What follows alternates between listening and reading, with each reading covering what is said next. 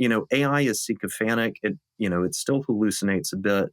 Don't take everything at face value. Don't do that. I'm not saying that, but it is incredibly powerful at what it can do. And I think for lawyers, that means you're going to have to try it to see what it can do for you.